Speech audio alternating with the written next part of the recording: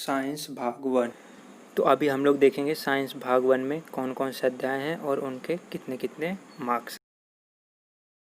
Science में part 1 और part 2 ऐसे दो भाग हैं, ठीक है। तो भाग 1 में कितने चैप्टर्स हैं? 10 चैप्टर हैं। और भाग 2 में भी कितने चैप्टर हैं? 10 चैप्टर हैं। तो जो भाग 1 है उसमें 10 चैप्टर कौन कौन से हैं? तो पहला चैप्टर है वो क्या है? गुरुत्वाकर्षण। दूसरा चैप्टर है तत्वों का आवर्ती वर्गीकरण। तीसरा चैप्टर है रासायनिक अभिक्रिया व समीकरण। चौथा चैप्टर है विद्युत धारा का परिमाण। पांचवा चैप्टर है उष्णता या जिसे हम लोग ऊष्मा बोलते हैं। छठवां चैप्टर है प्रकाश का अपवर्तन। सातवां चैप्टर है लेंस। आठवां चैप्टर है धातु विज्ञान। और नौवां चैप्टर कार्बनिक यौगिक। और 10वां चैप्टर है अंतरिक्ष अवलोकन, ठीक है। तो इस प्रकार से टोटल कितने चैप्टर हैं? 10 चैप्टर हैं।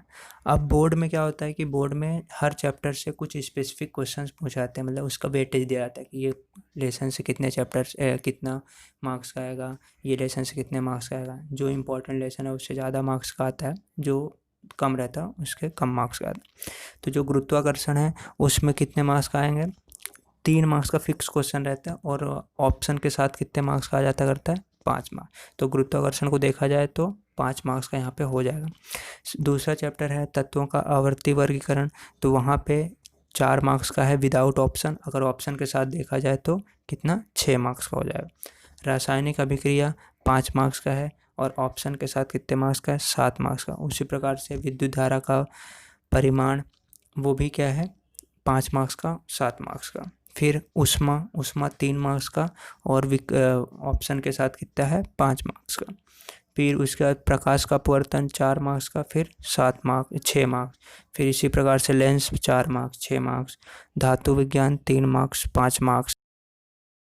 और फिर अपना कार्बनिक यौगिक हैं वो 5 मार्क्स, 7 मार्क्स। और फिर आकाश का अवलोकन 4 मार्क्स, 6 मार्क्स। तो इससे हमको समझ में क्या आ रहा है कि जो लेसन्स इम्पॉर्टेंट्स है ना उनको ज़्यादा वेटेज है। जैसे एग्जांपल कार्बनिक यौगिक और समीकरण और विद्युत धारा का परिणाम, वो क्या है उसमें देखो 7-7 मार्क्स के ऑप्शन के साथ हैं।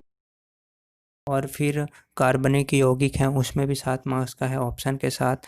फिर प्रकाश का अपवर्तन और ये दोनों ये भी अच्छे हैं। ऐसा नहीं कि मतलब कोई लेसन नहीं पढ़ना, मतलब पढ़ना सब, लेकिन कुछ लेसन से क्वेश्चंस ज़्यादा आते करते हैं। जैसे 5 मार्क्स का क्वेश्चन ज़्यादातर चौथे लेसन का आता करता है, फिर 9वें लेसन का आ जाता है कभी कभी। तो जो इम्पोर्टेंट लेसन है उससे ज़्यादातर 5 मार्क्स का क्वेश्चन पूछा जाता है।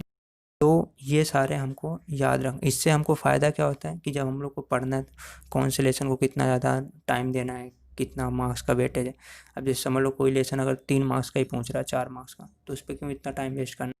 तो बेटर क्या है कि हम लोग कोई दूसरा लेसन पढ़ें। जैसे एग्जांपल 6वां 9वां लेसन देखो 7 मार्क्स का है। फिर बाद में तो समझा, मतलब कि सब लेसन को पढ़ना सब लेसन है, लेकिन कौन से लेसन का ज़्यादा वेटेज है उस पर हमें थोड़ा सा ज़्यादा ध्यान देना पड़ेगा, क्योंकि उससे ज़्यादा क्वेश्चन पहुँचाते हैं, ज़्यादा मार्क्स का आता है। तो वेटेज थोड़ा सा ध्यान देना बहुत ज़रूरी। तो समझा पार्ट 1 में हमारे कितने लेसन्स हैं? 10 लेसन।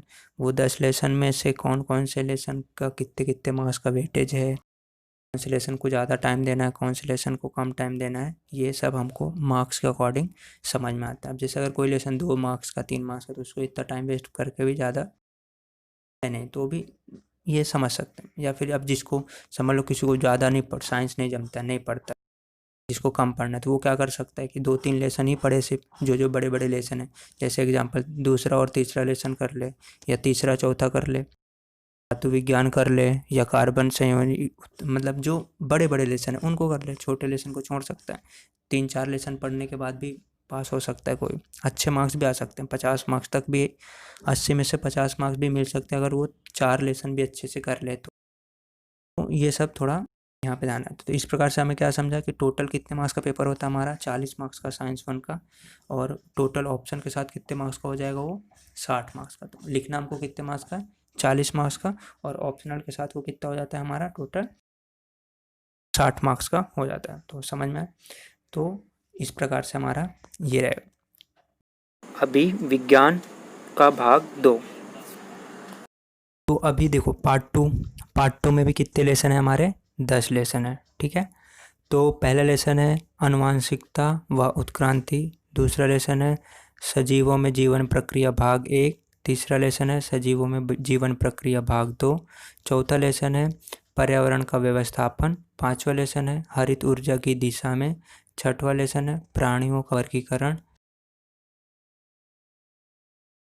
सातवां लेसन है सूक्ष्म जीवों की पहचान। आठवां लेसन है मूल कोशिका और जैव की जो होता है।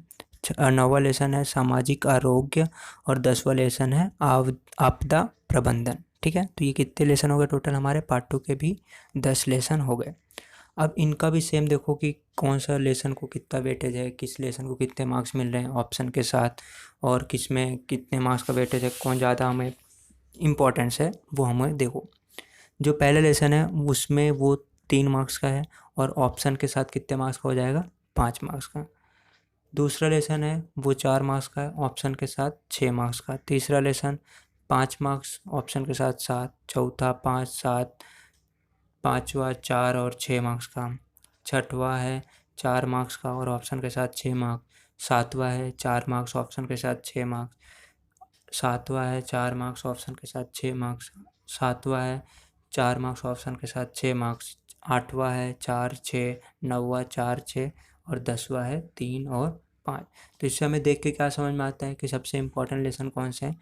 तो बेसिकली 2 सबसे इम्पोर्टेंट लेसन है, एक तीसरा और एक चौथा, जिसमें मतलब 7-7 मार्क्स का वेटेज है, तो वो ज़्यादा पूछा जाता करता है। बाकी सब लेसन वैसे इसमें सब पढ़ना ही पड़ता है क्योंकि सब 6-6 मार्क्स 7-7 मार्क्स का सबका वेटेज है। एक ही 2 लेसन है जिसमें कि 5 मार्क्स का वेटेज है, इसलिए हमें यहाँ पे सबका पढ़ना ही पड़ेगा। तो अभी ये समझ में आया हमें। तो अभी उसके बाद फिर क्या है देखो कि जैसे इसमें कौन सा लेसन सबसे इम्पोर्टेंट पड़ता है, तीसरा लेसन। तीसरा लेसन ज़्यादातर पूछा जाता करता है, इसमें 5 मार्क्स का भी क्वेश्चन बनता करता है। उसके बाद फिर एक चौथा लेसन भी है क्योंकि ये पर्यावरण व्यवस्थापन है, तो इसमें पूछते हैं आहार श्रृंखला हो गया, बहुत सारे आप मतलब कि पूछेगा तुम पर्यावरण की कैसे रक्षा कर सकते हो, तुम्हारी भूमिका क्या है। तो ये सब यहाँ से ज़्यादातर पूछा जाता करता है।